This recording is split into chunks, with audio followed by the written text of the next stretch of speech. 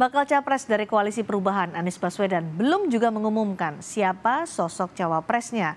Di sisi lain, Partai Demokrat membuka silaturahmi dengan partai politik lintas koalisi. Akankah ada peluang Demokrat tergoda dan pindah haluan di Pilpres mendatang? Pergi ke pasar membeli alpukat. Membelinya di pasar terapung. Pak Prabowo akan tambah kuat jika Partai Demokrat makin tambah bergabung.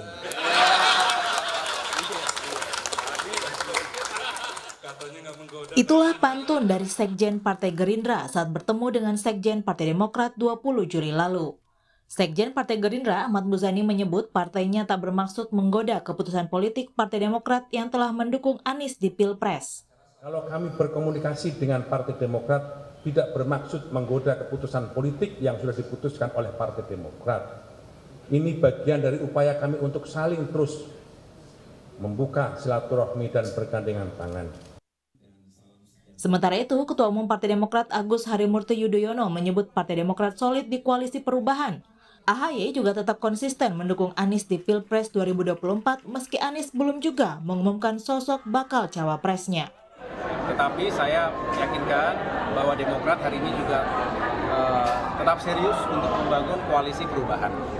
Sudah kami tanda tangani yang namanya piagam kesepakatan, di mana salah satu pasal paling penting adalah menyerahkan kepada capres Mas Anies Baswedan untuk menentukan sendiri cawapresnya. Tentu harus memenuhi sejumlah kriteria. Partai Nasdem pun merespon santai pertemuan Demokrat dan Gerindra. Sekjen Partai Nasdem yakin koalisi antara Nasdem, Demokrat, dan PKS tetap solid dan kuat. Pengaruhnya urusan goda-menggoda itu kan lazim dalam partai politik dan yang bertemu itu kan orang-orang yang secara politik matang, tidak mudah merubah sikap. Kami membangun koalisi ini dari awal dengan semangat saling percaya yang tinggi, dengan semangat visi yang sama untuk membawa perubahan demi kebaikan bagi rakyat Indonesia.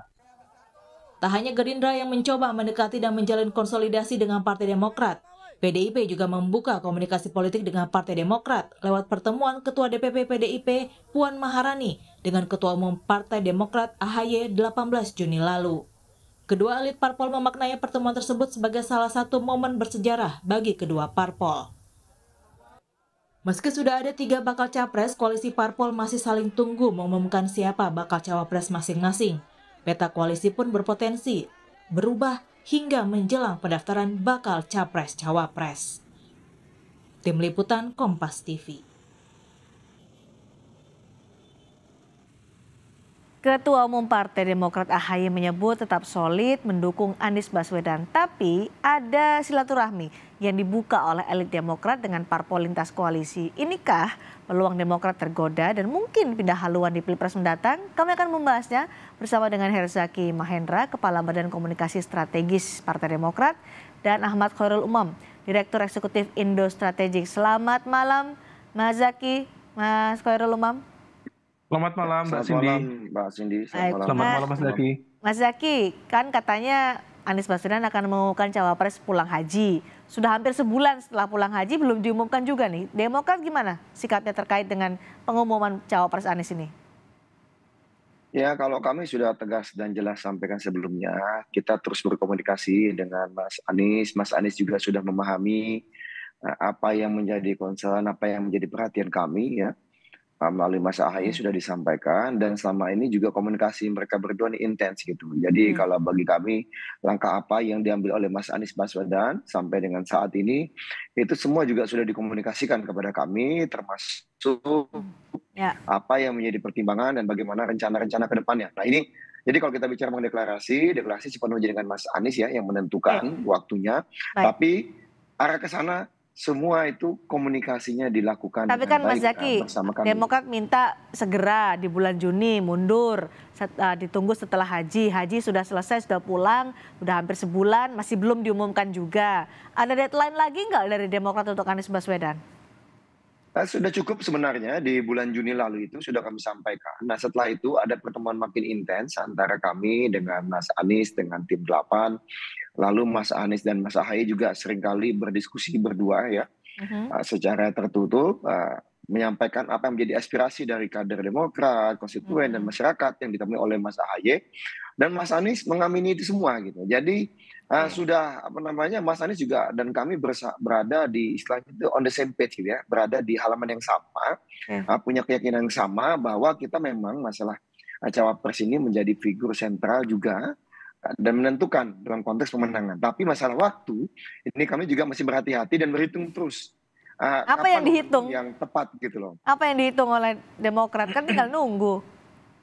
Nah, ya kan banyak faktor sebenarnya. Tapi kalau kami sampaikan lagi-lagi ini bagian dari strategi, ya bagian dari strategi. Tapi yang pasti sampai dengan saat ini, misalnya saat ini saja, Mas Anies dan Mas AHY sama-sama sedang menonton bersama ya bola voli timnas Indonesia di Sentul gitu. Jadi memang kebersamaan kedua pihak ini sosok ini ya pemimpin ini antara Mas Anies dan Mas AHY memang ya terus berjalan ya, terus berlangsung. Baik. Ya bagi publik Mas silakan Zaky, mengartikan apapun itu. Gitu. Mas Zaky, berhitung strategi itu termasuk membuka koalisi dengan partai politik lintas koalisi?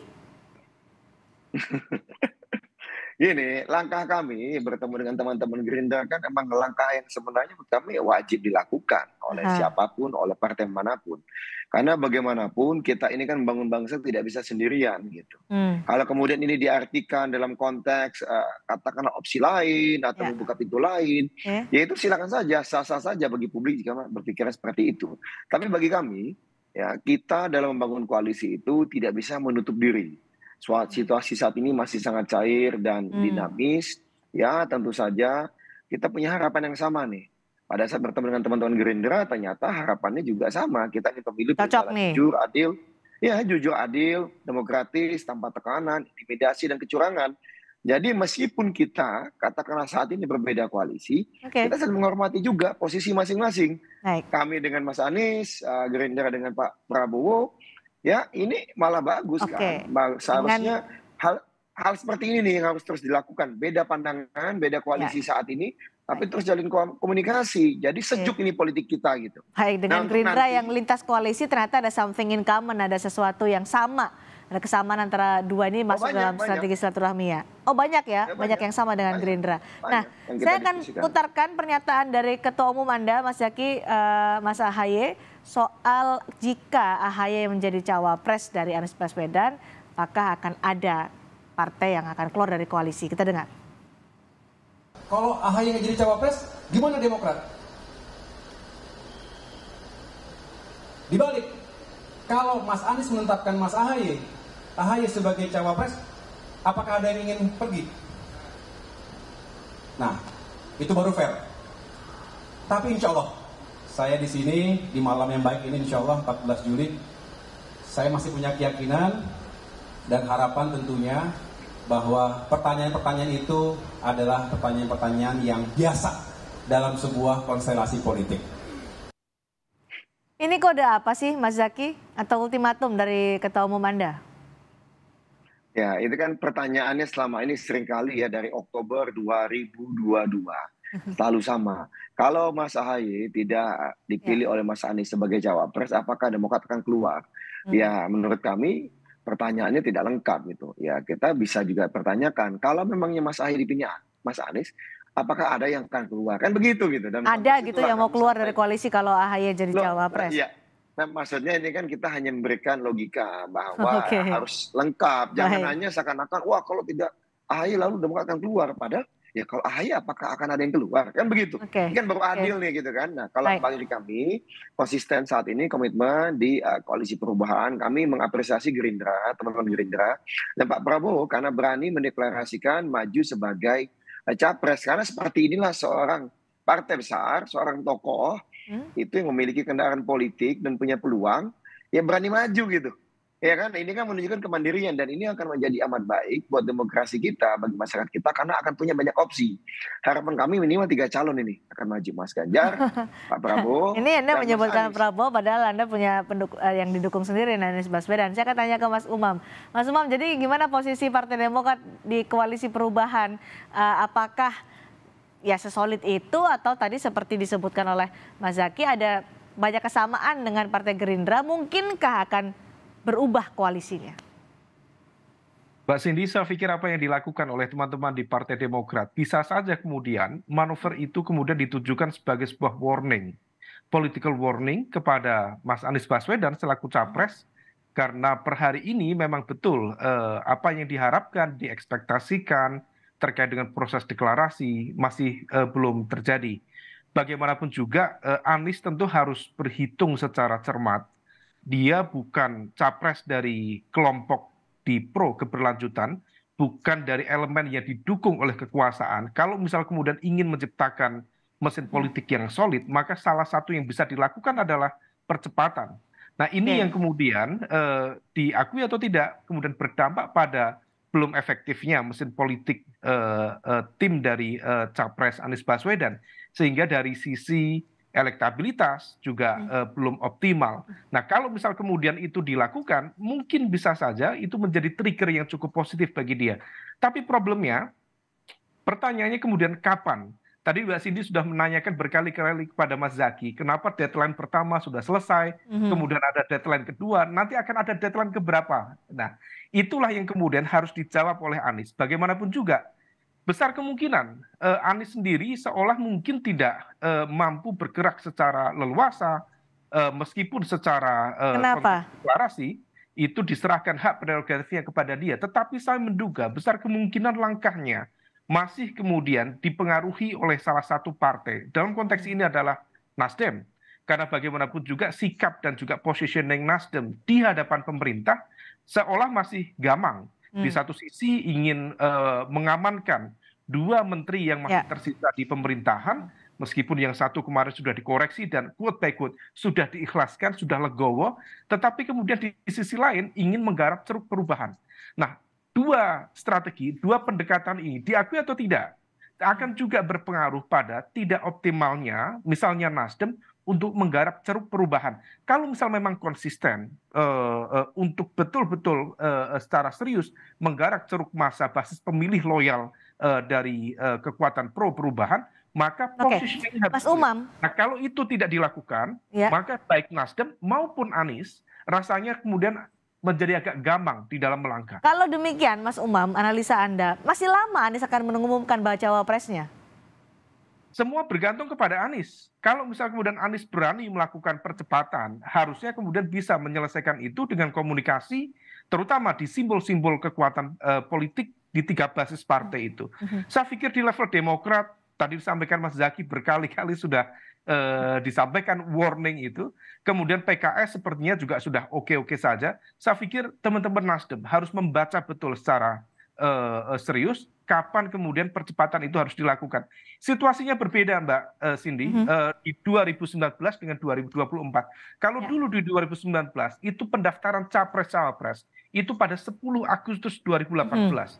Nah, kalau misal kemudian waktu itu pemilu di April ya 2019, ada 8 bulan. Sekarang praktis dari 25 November sampai 14 Februari 2024 hanya sekitar 2,5 bulan. Ya. Bagi penantang, bagi seorang capres yang tidak didukung, tidak di-backup oleh struktur kekuasaan yang memadai, maka dia harus berpikir secara logik, secara cepat untuk membentuk infrastruktur pemenangan. Nah, inilah yang sepertinya Anies sendiri kenapa kemudian gamang. Nah, itu yang kemudian sepertinya terus didorong oleh Mas Zaky dan teman-teman untuk melakukan percepatan dalam konteks ini. Gamang sepertinya masih akan panjang nih gamangnya. Apakah Partai Demokrat akan sesabar itu menunggu Anies hingga mengumumkan bacawa presnya? Iya, kalau misal, Mas Zaky silakan. Silakan Mas Zaky. Ya, kalau kami dalam konteks ini bagaimanapun ya saat ini komunikasi terus dilakukan dengan intensan, baik dengan Mas Aniesnya maupun dengan teman-teman koalisi ya di tim 8. Sampai sesabar apa nanti menunggunya Mas Zaky, selama apa? Kalau kita kan tidak dalam konteks waktu ya, karena gini, kalau bicara waktu memang kita ingin bagaimanapun bisa selambat-lambatnya 6 bulan. Dari pemungutan suara, itu harapan kita, itu hitungan kita. Kalau ingin ngegas, kalau ingin Mas Anies bisa melewati dua capres lainnya yang saat ini di atas gitu. Nah, karena yang paling penting adalah membangun mentalitas dan soliditas koalisi ini di dalam. Pada saat cawapres sudah diumumkan, tentu setelah itu tim pemenangan bisa dibentuk dan bisa berjalan jauh lebih optimal. Nah ini dari kami, tetapi Baik. ini bukan warning, ini bukan tekanan, tapi ini hanya pandangan rasional. Karena bagaimanapun Mas Anies, Mas Ahaye itu sering sekali komunikasi, by phone, bertemu secara terpisah gitu. Jadi sudah jelaslah apa harapan kami kepada Mas Anies juga sudah mengamini. Ya jadi komunikasi jalan terus ini. Baik. Kita tunggu Mas Anies. Ya. Komunikasi, ya silakan sedikit saja, singkat saja Mas Umam, waktu kita sangat Kalau sempit. tadi kalau misal disebut oleh Mas Zaky 6 bulan, maka akan Agustus ada ya? deadline baru, yaitu Agustus. Dan ini akan menjadi sebuah proses percepatan serius. Karena bagaimanapun Mbak Cindy, kalau Anies sendiri tidak clear, sangat wajar kalau misal kemudian teman-teman di PDIP mencoba untuk mendekati Demokrat. Kemudian Gerindra juga mendekati Demokrat. Karena ini sifatnya belum final. Nah, bagaimanapun juga kalau misal kita cermati Demokrat dengan gaya kepemimpinan, dengan model infrastruktur kepartaian yang garis komandonya lebih efektif, memang lebih mudah untuk menggerakkan itu. Nah, saya pikir konteksnya sekarang deadline terbaru, Agustus. Deadline terbaru Agustus ya, 6 bulan sebelum pemungutan suara Agustus, kurang 1 minggu lagi kita sudah masuk Agustus, kita tunggu bagaimana sesabar apa Partai Demokrat menunggu Anies Baswedan mengumumkan bacawa presnya atau akan nanti digoda oleh partai antar koalisi atau lintas koalisi. Terima kasih Mas Zaky, terima kasih juga Mas Khairul Umam sudah berbagi pandangan, berbagi pendapat di Sapa Indonesia malam hari ini.